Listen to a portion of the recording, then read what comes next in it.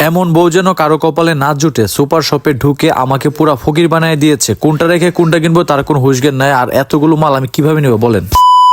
Hello everyone, আসসালামু আলাইকুম। সবাই কেমন আছেন? আশা করি ভালো আছেন। আলহামদুলিল্লাহ আমি খুব ভালো নেই, কারণ আমার বউ আজকে সুপার শপে ঢুকেছে। আর সুপার শপে ঢুকলে মনে করেন যে আমার এক মাসের বেতন শেষ। আর বেরি মানুষ যে এত কনফিউজ সেটা আমার বউরে না দেখলে আমি বুঝতে পারতাম না। একটা ছোট্ট আয়না কিনবো, তার জন্য সে 10 থেকে 12টা আয়না সে বের করছে। বের করে সে দেখতেছে কোনটা সে নিবে। আমি বললাম যে কোনো একটা নিয়ে নাও, ব্লু কালারটা নাও, নাহলে পিঙ্কটা নাও।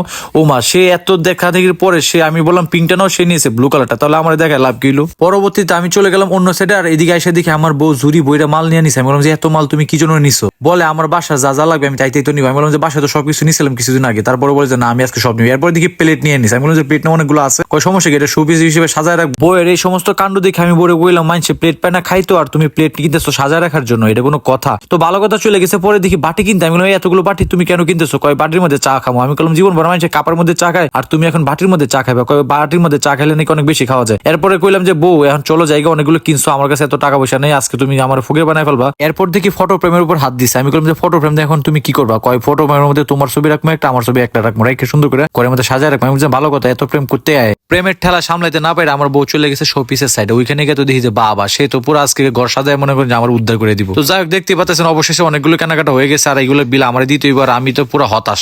আজকে এই বিলগুলো দিতে গেলে আমার পকেটে যা টাকা ছিল সবগুলো খালি হবে। এরপরে টানে টানে লয়ে যেছিলাম, এটা টানার তো কোনো ক্ষমতা নেই, কারণ এত ভারী ছিল। এরপরে আঙ্গাইয়া সুন্দর করে এটা তো ইয়ের মধ্যে রাখছি, কার্পেটে রাখে সুন্দর করে। আই ছেলেরা আই মেয়েরা বিল দিতে যায়, বিলের মালা গলায় দিয়ে বাসায় ফিরে যায়। সন্দেহ করতে করতে গেছিলাম কাউন্টারে গিয়ে। তো আমি গেছি ভাই কিছু জিনিস একটু কম রাখা যায় না? কয় না ভাই, একদম একদম কোনো দামাদি করা যাবে না। আমি বললাম ভাই মুড়িটা রেখে দেন। কয় না ভাই, আপনার বুঝিতে যেটা দিচ্ছে সবগুলো বিল করতে হইব, এটা বইয়ের আদেশ।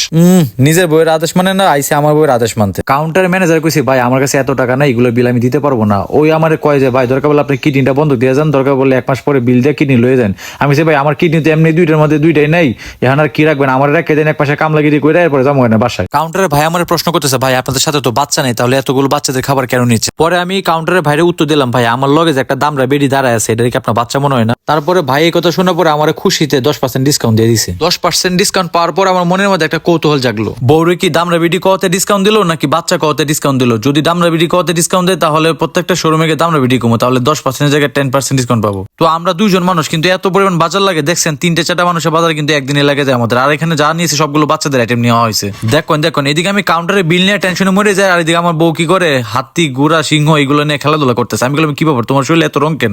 যখন আমি বাজার করতে আসি তোমার বিল দিলে আমার খুব শান্তি লাগে। আমি বললাম যে এই তো আমার কাছে পকেটে টাকা নেই, এখন আমার কার্ডে পেমেন্ট করতে হবে। আমি পরে কার্ডে কি করতেছি পেমেন্ট করতেছিলাম, ভাবছিলাম যে বুলে পিনটা যদি ভুলে যেতাম তাহলে তো ভালো হতো, বিলটা আজকে দেওয়া লাগতো নইলে। কিন্তু না, ভুলবশত আমার পিন মনে পড়ে গেছে, যার জন্য বিলটা পরিশোধ করতে হইলাম। এদিকে আমার বউকে জামা এই দুইটা আমার কিনে দেয়। আমি না এগুলো কিনে দিতে পারতাম না, আমার কাছে টাকা নেই, জলদি জলদি বাসে চলো, আর পারতেছি না। এরপর কি করলাম, সবগুলো বাজার লইয়া হাতের মধ্যে দই লইয়া সুন্দর করে হাঁটতেছি, হাইটে রিক্সার মধ্যে উঠে রিক্সা তো আজকে কইবো যে ভাই চলেন বাসায় যাইগা।